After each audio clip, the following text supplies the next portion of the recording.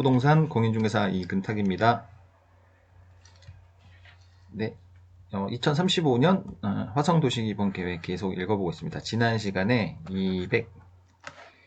206페이지까지 읽었고요. 지난 시간에 이번 시간부터는 207페이지부터 읽어보겠습니다. 뭐 한 30분씩이라도 조금 꾸준히 거의 웬만하면 매일 이렇게 좀 읽어보고 업로딩을 하겠습니다. 근데 이게 뭐 일이 좀 많거나 하면은 좀 가끔씩 빼먹을 수 있으니까 뭐 그런 부분은 조금 양해 부탁드리고요. 양이 워낙 많다 보니까 이게 장기 프로젝트입니다. 거의 600페이지 정도 읽어야 되는 거라 그냥 이제 종이에다가 이제 프린트를 받아서 혼자 읽으면 이거보단 빨리 읽을 텐데, 그래도 이제 뭐 나름대로 좀 이게 제가 읽는 부분 들으시는 분들 좀 알아들으실 수 있도록 이제 하다 보니까 속도가 조금 느리긴 합니다. 꾸준히 계속 읽어보겠습니다. 이제 이번 시간 207페이지 제5장 토지 이용 계획 부분이고요. 상업 용지 부분입니다.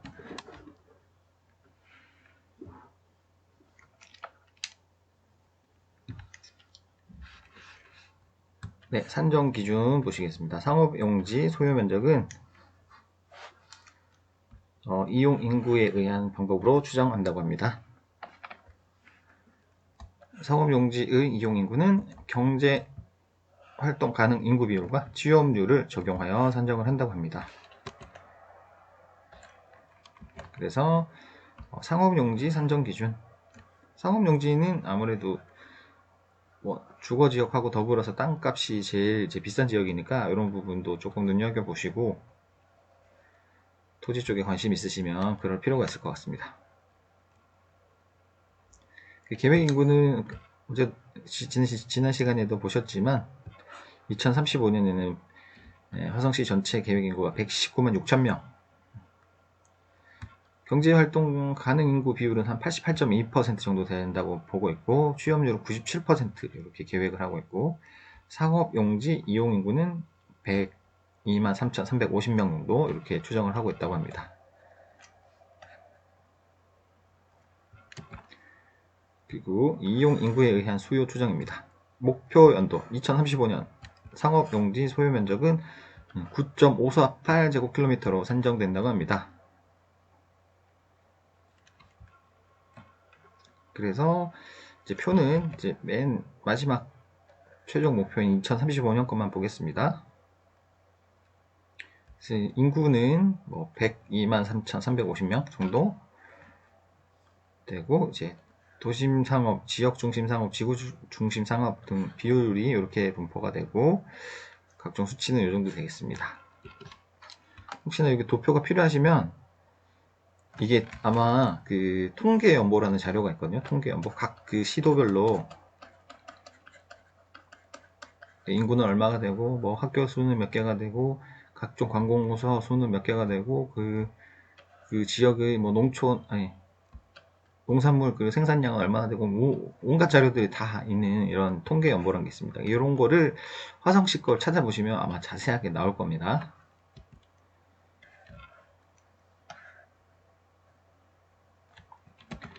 네, 제5장 토지 이용 계획 중에 이제 3번 공업용지 보시겠습니다. 공업용지는 2차 산업종사자 1인당 공장 부지를 구하여 2035년 2차 산업 종사자 수를 적용한 공장 부지 면적을 구하고 혼합률 및 공공용지율을 반영하여 공업용지 면적 산출. 읽어도 뭔 말인지는 잘 모르겠지만 아무튼 이렇게 한다고 합니다. 2차 산업 종사자 1인당 공장 부지를 구하여 2035년 2차 산업 종사자 수를 적용한 공장 부지 면적을 구하고 혼합률 및 공공용지율을 반영하여 공업용지 면적을 산출한다고 합니다. 종사자 1인당 평균 부지 면적은 산업입지 원단위 산정에 관한 연구, 요거의 종사자 1인당 부지 면적 원단위를 적용한다고 합니다. 이런 거는 뭐 사실 저희가 알 필요까지는 없을 것 같아서 그냥 읽고만 넘어가겠습니다. 그래서 소요 면적 산출 시에 공공용지율 30%, 공공용지율은 30%로 적용한다고 합니다. 그래서 공업용지 산정 기준을 보시면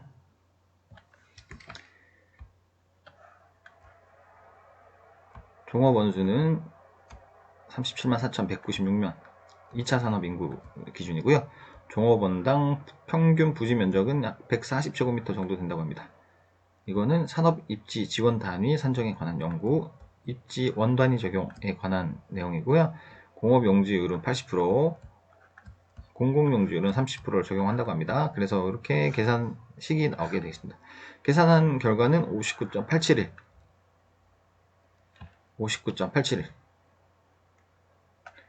그래서 산업별 취업자 전망에 의한 부지 원 단위를 적용하여 산정된 공업 용지 수요는 59.871제곱미터가 된다고 합니다.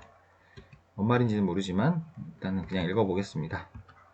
다 수요 추정 결과.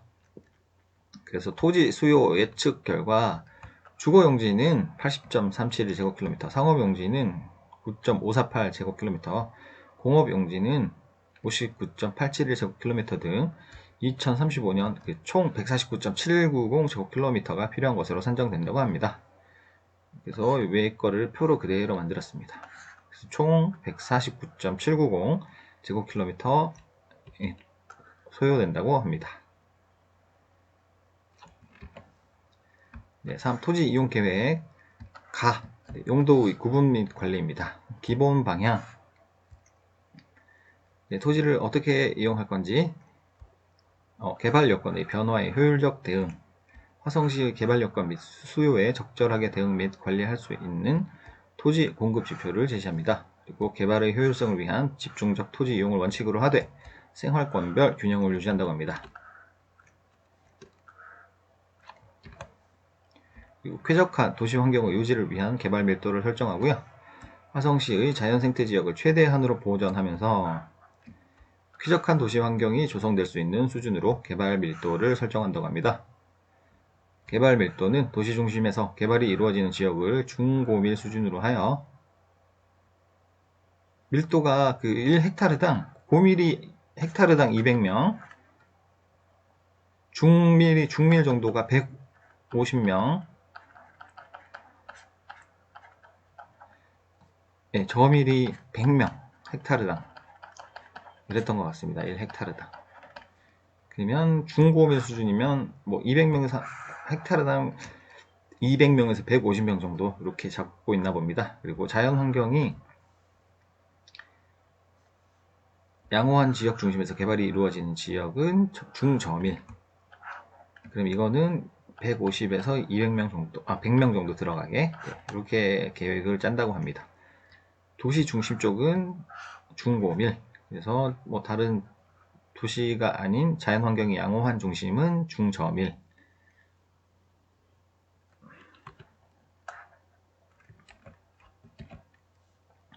각 용도별 토지 수요량은 인구 및 사업계획 등을 고려하여 수립한다고 합니다. 용도별 토지 수요는 도시지역과 비도시지역으로 구분하며 생활권별 및 단계별로 제시를 합니다. 그리고 시가화 용지는 현재 시가화가 형성된 기개발지로서 주거용지, 상업용지, 공업용지로 구분합니다. 시가화 예정용지는 도시의 발전에 대비하여 개발축과 개발 가능지를 중심으로 시가화에 필요한 개발 공간을 확보하고 개발 면적과 배치는 향후 변화에 유연하게 대응할 수 있도록 제시를 한다고 합니다. 이런 데가 조금 투자 가치가 있는 땅이겠죠. 시가화 용지는 이미 개발된 땅이라서 뭐 땅값이 오를 만큼 오른 곳이 됐고, 시가화 예정 용지는 아직은 개발이 안 됐지만 향후 개발 가치가 좀 높은 그런 지역이 되겠습니다. 그 책에서 읽은 내용인데, 토지는 이제 일단 제일 먼저 보실 게 도로에 차량 진입이 가능한가, 요거부터 제일 먼저 보셔야 된다고 그러시더라고요. 도로가 없으면 이제 아시죠? 맹지라고 해서 쓸모없는 땅입니다. 그래서 그 맹지를 만약에 구입할 생각이시다 그러면, 만약에 이게 도로다, 그 이쪽 앞쪽 부지까지 같이 구입을 하시는 거죠. 이제 이쪽 땅까지. 그래야지 이 토지가 쓸모가 있는 땅이 되니까. 그럼 여기 땅 주인분은 이제 굉장히 비싸게 부르시겠죠, 땅값을. 네. 본인 땅이 아니면 이 땅을 쓸 수가 없다 하는 걸 아실 테니까, 네. 그런 식으로 이제 부지를 매입을 해야 된다, 그렇게 말씀들을 하시더라고요. 네. 보전 용지는 토지의 효율적 이용과 난개발을 방지, 환경 보존 등을 위해서 자연환경이 수려한 지역에 대하여 지정합니다. 보존용지는 뭐 진짜 이건 내가 그냥 보기만 해도 이 땅 보기만 해도 좋다 하는 그런 분 아니면 이제 투자 목적으로는 조금 예, 안 되는 땅이겠죠. 네, 계속 보존해야 되니까. 2번 용도 구분 기준 설정입니다. 시가화 용지. 현재 시가화가 형성된 기개발지, 이미 개발된 땅입니다. 기존 토지 이용을 변경할 필요가 있을 때 정비하는 토지로서 주거용지, 상업용지, 공업용지, 관리용지로 구분하여 계획합니다. 그래서 2020년 화성도시기본계획 수립 이후 개발된 시가화 예정용지 등을 반영한 도시관리계획 결정 면적과 금회 조정되는 사항을 합한 면적으로 계획을 한다고 합니다. 2020년 화성도시기본계획 수립 이후 개발된 시가화 용지 등을 반영해서 도시관리계획 결정 면적과 금회 조정되는 사항을 합한 면적 이렇게 계획을 한다고 하고요.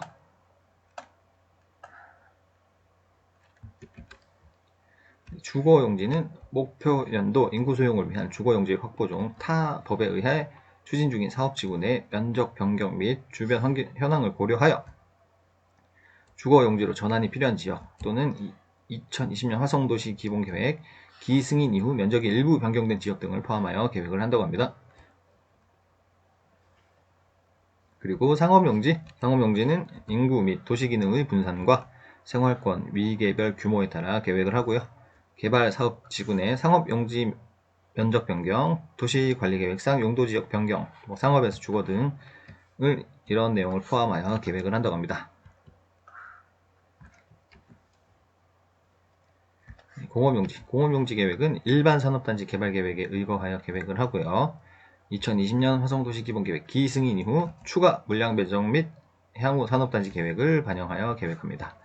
관리용지는 계획 관리지역 중 비도시지역 지구단위 계획구역으로 지정된 지역을 관리용지로 계획을 한다고 합니다.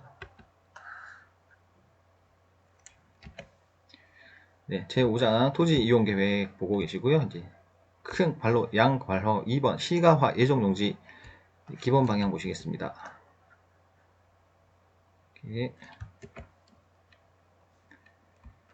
시가화 예정용지는 당해 도시의 발전에 대비하여 개발 축과 개발 가능지를 중심으로 시가화에 필요한 개발 공간을 확보하기 위한 용지이며 장래 계획적으로 정비 또는 개발할 수 있도록 각종 도시적 서비스의 질적, 양적 기준을 제시한다고 합니다.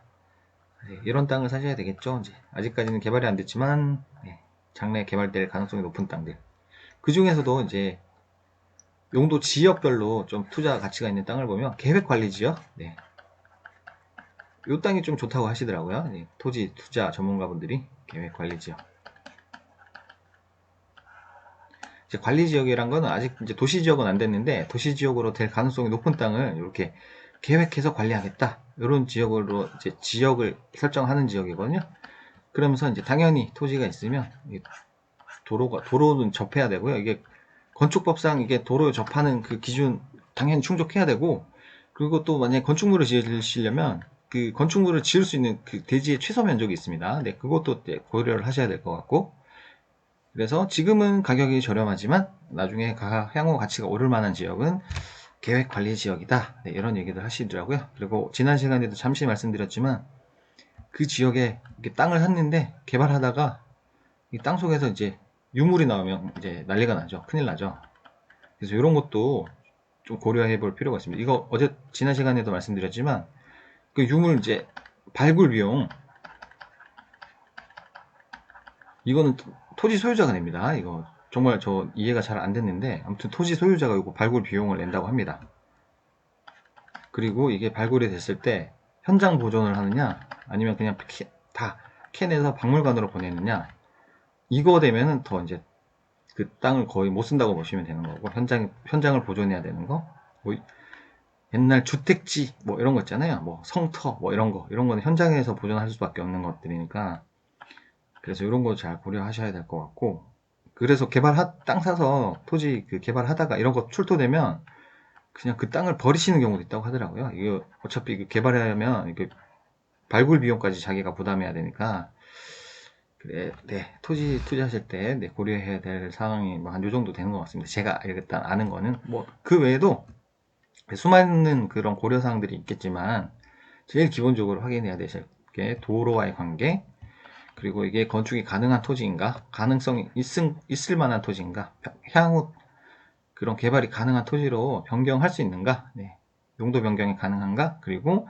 이 땅에 이런 거 유물 같은 거, 이거는 뭐 파보지 않으면 아무도 모르겠지만 만약에 주변 지역에 그런 뭐 유물 같은 게 발견되는 지역이다 하면 이런 거 가능성이 있는 토지니까 그런 것도 잘 보셔야 될 것 같고요.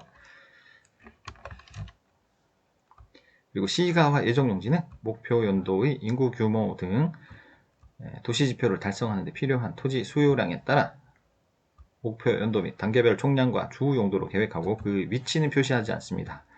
이거 알면 뭐 다들 이 땅만 살려고 하실 테죠. 난리가 나겠죠. 그러니까 위치 표시하지 않는다 이렇게 나옵니다. 저희 동탄 지역에도 지금 인덕원선이란 그 지하철 이제 인덕원 지하철 계획이 돼 있는데 이게 동탄 일기 신도시 쪽에 좀 약간 핫 이슈가 되는 게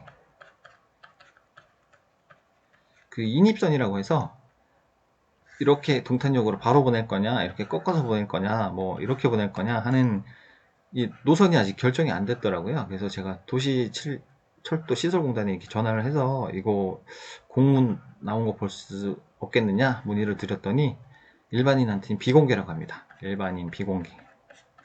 이거 알면은 이 지역 이 노선이 일로 가느냐 일로 가느냐에 따라 그 주변 땅값이 뭐 들썩들썩 난리가 나겠죠. 벌써 뭐 그냥 대충 일로 지나갈 거다 하는 것만 아셔도 지금 땅값이라기보다 아파트 값이죠. 좀 엄밀히 말하면 이게 뭐 엄청 올라가거든요. 그러다 보니까 이게 공개하는 거는 안 해주시더라고요. 네, 그런 의미인 것 같습니다.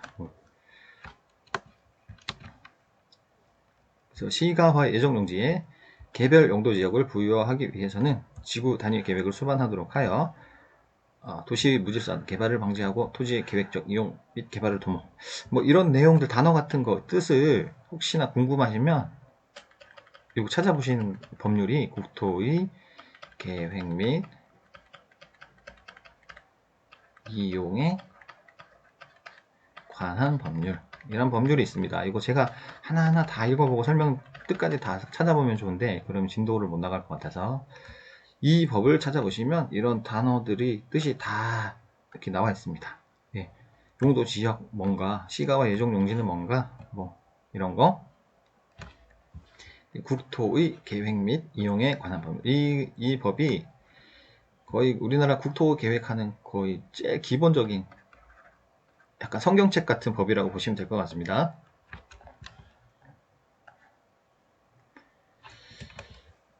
그리고 시가화 예정용지는 주변 지역의 개발 상황, 도시 기반 시설의 현황, 수용 인구 및 수요, 적정 밀도 등을 고려하여 지역별 또는 생활권별로 배분을 합니다.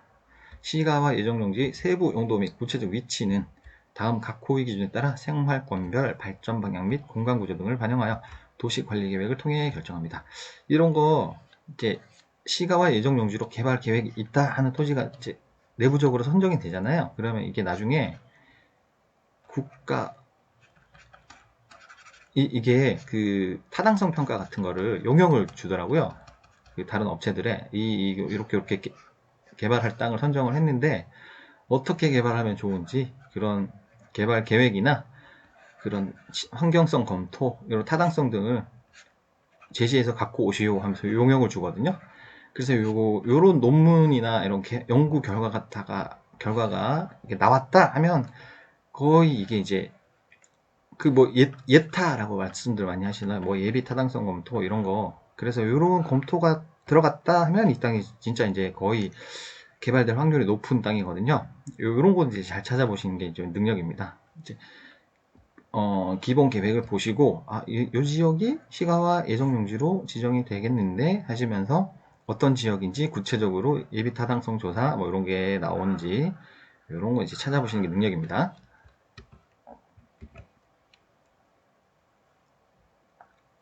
어디 갔냐 마우스가. 네, 그래서 다시 한번 시가와 예정용지의 세부 용도 및 구체적 위치는 다음 각 호의 기준에 따라 생활권별 발전 방향 및 공간 구조 등을 반영하여 도시 관리 계획을 통해서 결정한다고 합니다. 이게 이제 제일 그 도시 계획 중에서 가장 좀 구체적인 계획입니다. 기본 계획이란 거는 지금 우리가 읽고 있는 거죠. 2035년 화성 도시 기본 계획이란 걸 읽고 있고, 이거는 상당히 추상적입니다. 내용 보시면 아시겠지만 이렇게 개발하겠다. 되게 환경적으로 친환경적으로 개발하겠다. 네, 이런 내용이지만 이거는 관리 계획입니다. 관리 계획. 굉장히 이제 구체적으로 들어가게 됩니다. 이런 기본 계획이 세워지고 나면 구체적인 계획을 또 세우겠죠. 이게 이제 관리 계획입니다.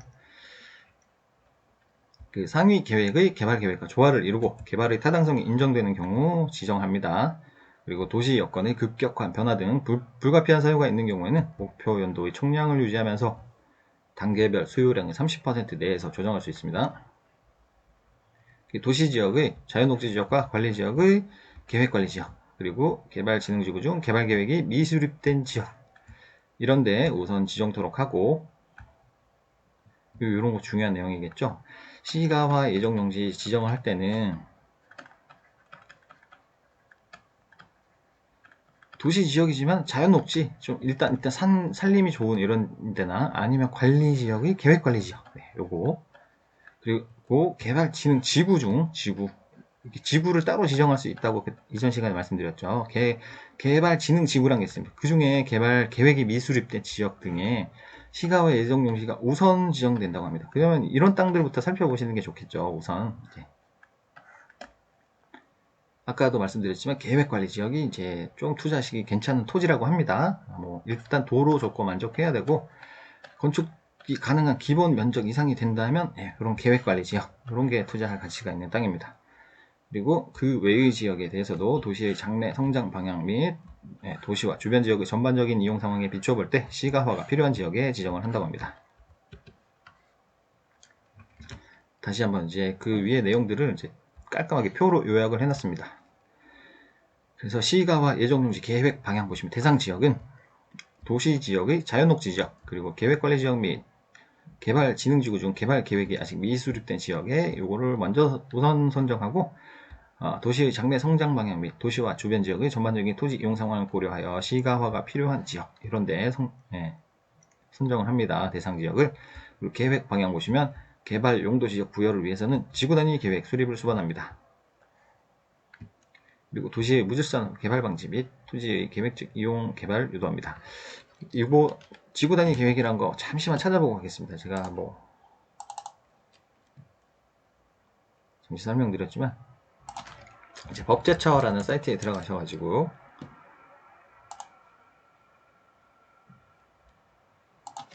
국토의 계획 및 이용에 관한 법률 이렇게 치시면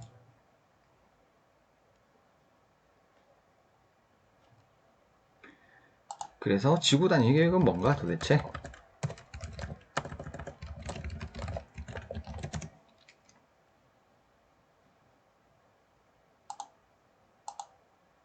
네, 여기 이제 뜻이 나옵니다. 지구 단위 계획.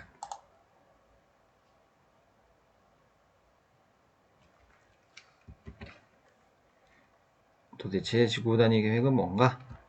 도시 군 계획 수립 대상 지역 일부에 대해서 할 수도 있고 안 할 수도 있고, 토지 이용을 합리화하고 그 기능을 증진시키며 미관을 개선하고 양호한 환경을 확보하며 그 지역을 체계적 계획적으로 관리하기 위하여 수립하는 도시군 관리 계획을 말한다. 이거 관리 계획. 관리 계획으로 이제 지구 단위 계획이란 구역을 일단 설정하고요. 그 구역이 설정되면 지구 단위 계획, 그 구역 안에서 어떻게 개발하겠다는 계획도 만듭니다. 이거 전부 다 이루어지는 게 군 관리 계획에 의해서 이루어집니다. 그러면 다시 보시면, 그래서 계획 방향 보시면 개발 용도 지역 부여를 위해서는 지구 단위 계획 수립을 수반합니다. 네. 이런 땅이 있는데 개발 가능성 좀 있을 것 같아. 그럼 이 구역 전체를 지구 단위 계획 구역으로 묶어버립니다. 그리고 나서 쫙쫙쫙 구역을 나눈 다음에 1구역, 2구역, 3구역, 4구역 나눠서 아까 보셨지만 단계적 체계적으로 개발할 필요가 있는 지역이니까 이 구역을 설정해 놓고 그 다음에 이런 식으로 개발을 하겠다 하는 지구 단위 계획 수립을 또 계획을 또 수립해서 이렇게 개발을 진행하는 겁니다. 그래서 도시의 무질서한 개발 방지 및 토지 계획적 이용 개발 유도, 네, 이렇게 나옵니다.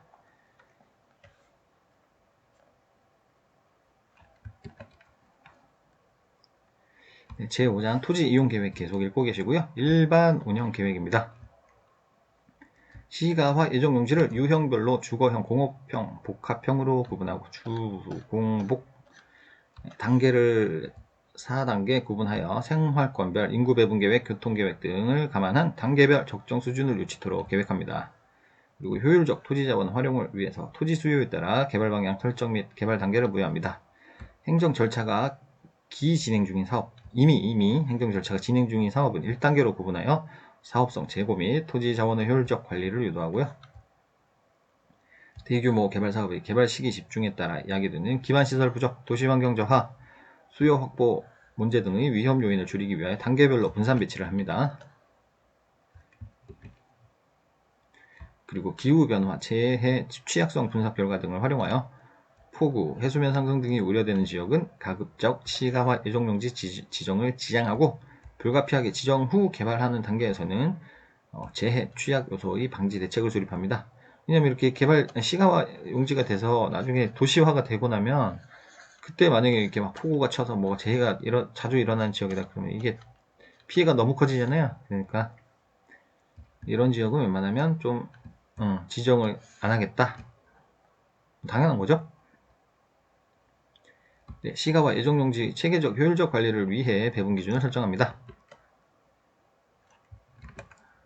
그래서 시가화 예정용지 배분 기준, 검토 기준 예시를 이렇게 써놨습니다.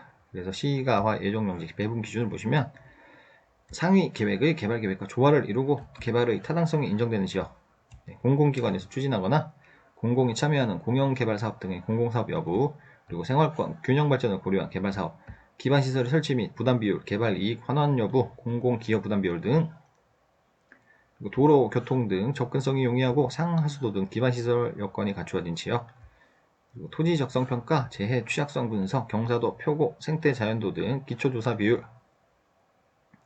도시 간 교통의 진출입 지역으로 외부로부터 개발 압력이 증가하거나 개발 수요가 높아 난개발이 예상되는 지역, 기성시가지를 정비하거나 시가지와 인접하여 향후 발전 가능성이 크며 기성시가지의 기능을 일부 또는 전부 수용할 가능성을 갖춘 지역. 양이 되게 많습니다. 그리고 생산 및 소비 기능을 갖춘 지역으로 도시의 자족성 증진에 도움이 될 수 있는 지역, 도시지역의 자연녹지 지역과 관리지역의 계획관리 지역 및 그리고 개발진흥지구 중에 개발계획이 미수립된 지역, 네. 친환경, 저층, 저밀주거 등 다양한 주거 형식에 대한 소비자의 욕구를 충족시켜줄 수 있는 지역, 그리고 도시의 장래 성장 방향 및 도시와 주변 지역의 전반적인 토지 이용 상황에 비추어 볼 때 시가화가 필요한 지역, 이런 거를 이제 배분 기준으로 딱 정해놓고 맞아 떨어져야지 시가화 조정 지역으로 선정하겠다, 이런 내용입니다. 제5장 토지 이용 계획 계속 보고 계시고요. 세부 운영 계획 보시겠습니다. 도시의 장래 성장 방향 및 도시와 주변 지역의 전반적인 토지 이용 상황에 비추어 볼 때 시가화가 필요한 지역 결정 시에 개발 가능지 분석 결과 준용, 사업 대상지를 개발 가능지 분석 결과에 투영시킨다고 합니다. 그래서 입지 가능 우선순위는 개발 가능지 1순위, 그 다음에 기개발지 2순위, 그 다음에 개발 억제지, 개발 불능지. 이거는 뭐 당연한 거죠, 순서 그대로. 개발 가능지 분석, 토지 적성 평가와 결과와 함께 개발이 필요한 지역 결정 시에 개발축 및 비오톱 지도를 활용하고 더불어 제4차 국토종합 수정계획, 수도권 광역도시계획, 경기도 종합계획 등 상위 계획의 토지 이용 정책 방향을 검토하여야 합니다. 이런 계획들이 제일 이제 큰 상위 계획이라고 할 수 있겠는데, 국토계획 중에 하위 계획이 이거를 어기면 안 되죠. 따라가야죠. 제일 큰 계획에서 이거 A는 가능하다, B는 안 된다 했는데 조금 밑에 하부 계획에 B를 하겠다 이러면 이거 안 되는 거죠. 그러니까 상위 계획의 토지 이용 정책 방향을 당연히 이제 검토하고 따라야 합니다.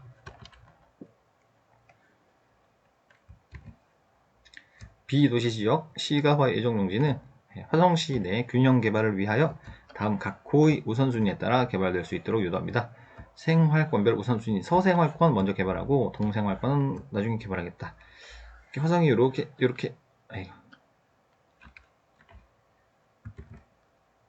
이렇게 좀 비슷하게 생겼습니다. 이렇게 여기 오산 지역이 이렇게 빠져버려가지고 여기가 이제 동탄 신도시가 있는데 이쪽이 거의 지금 개발이 집중되어 있다 보니까 여기가 서쪽 지역이 조금 낙후되어 있습니다. 그러다 보니까 여기를 먼저 좀 우선 개발하겠다. 지역 균형 발전을 위해서 이런 것 같습니다. 지역 우선순위는 당연히 미개발 도시 지역을 우선하고 비도시 지역입니다. 그리고 계획적 개발 및 관리, 합리적 개발을 유도하기 위하여 공영개발 등 공공정책 사업으로 추진하고요. 서해안, 복선, 전철, 홍성에서 송산까지 뭐 이런 것과 연계한 역세권 복합단지도 조성하고 동탄 신도시와 산업단지 등 개발 사업지에서 제외된 지역의 무분별한 난개발 확산 및 방지, 계획적 체계적 개발 관리, 도시 연담화 확산 방지 등을 위한 금곡동 일원. 뭐 이렇게 구체적인 내용도 있습니다.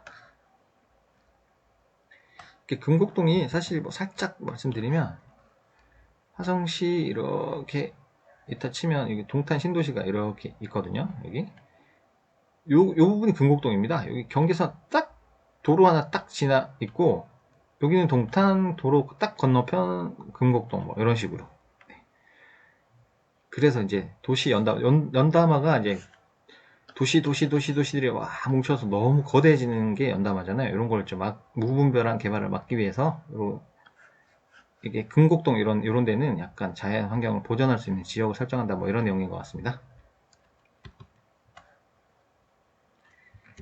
그리고 3번 보전 용지를 보시면 토지의 효율적 이용과 도시 환경 보전 안보 및 시가지 무질서 확산을 방지하여 양호한 도시 환경을 조성하도록 개발 억제지 및 개발 불가능지와 도시 개발 가능지 중에서 보전하거나 개발을 유보할 필요가 있는 지역을 이제 보전용지라고 합니다. 보전용지 계획 방향은 대상 지역 다시 한번 보시면 도시 지역의 보전 녹지 지역, 생산 녹지 지역, 자연 녹지 지역 중 녹지 지역은 종류가 이렇게 세 가지 있네요. 보전, 생산, 자연. 시가와 예정용지를 제외한 지역.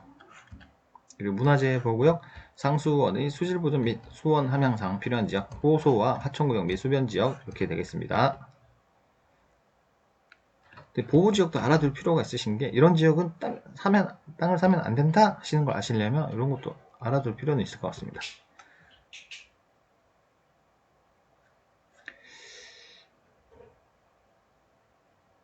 보호지역까지만 좀 읽고 한번 끊었다가 하겠습니다. 그러면 제5장 토지 이용 계획 계속 보고 계시고 제 보전 지역에 대한 방향입니다. 그 계획 방향 보시면 보전 지역, 쾌적한 도시 환경을 조성하고 도시의 건전하고 지속 가능한 발전을 위하여 적정량의 보전 용지가 확보될 수 있도록 계획합니다. 상습 수해 지역 등 재해가 빈발하는 지역과 하천, 하류 지역의 수해를 유발할 가능성이 있는 상류 지역은 원칙적으로 보전 용지로 지정하되 방제 대책을 미리 수립합니다. 그리고 도시 내외의 녹지체계 연결이 필요한 지역이나 도시 확산과 연담화 방지를 위해서 필요한 지역은 보전 용지로 계획을 합니다. 개발 제한 구역 보전 및 훼손 최소화입니다.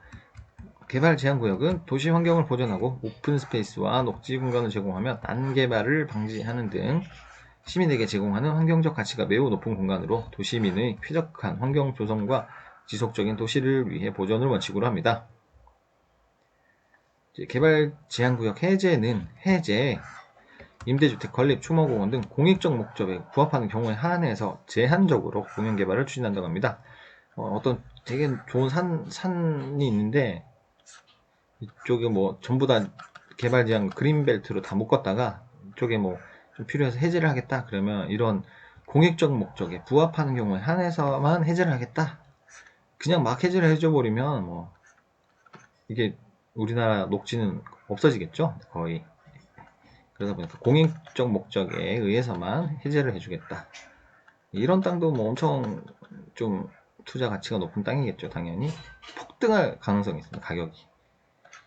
일단 환경적으로 우수한 지역인데 개발이 가능하게 됐다. 그러면 뭐 엄청나겠죠. 약간 고급 주택들이 들어올 수도 있을 거고. 근데 그게 안 되는 게 공익적 목적이 아니면 이제 이게 해제가 힘드니까. 네, 아무튼 그렇습니다.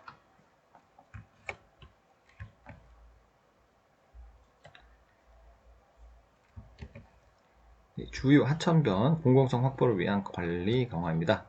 주요 하천변 공공공간 및 경관의 공공성 확보, 주요 하천변까지의 접근성 개선 등 화성시 수변축의 공공성을 확보하기 위한 도지 이용 접근성 경관 등에 대한 원칙과 기준을 마련합니다.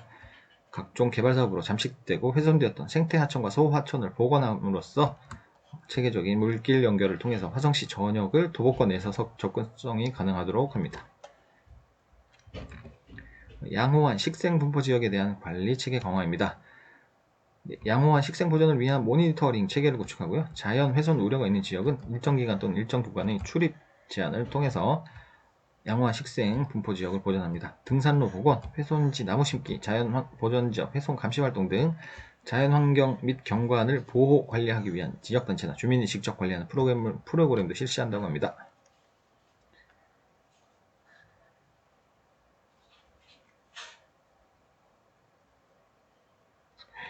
되게 열심히 읽었는데 지금 아까 7페이지부터 시작한 것 같아요. 7페이지밖에 못 읽었나봐요. 7페이지. 네, 이번 시간은 214페이지까지 읽고요. 네, 제가 뭐 10분, 20분 단위로 짧게라도 계속 이렇게 꾸준히 읽어서 2035 화성도시기본계획 아무튼 포기하지 않고 끝까지 한번 읽어보겠습니다. 네, 들어주신 분 있으면 감사하고요. 이번에는 214페이지까지 읽었고 다음은 215페이지까지부터 읽어보겠습니다. 감사합니다.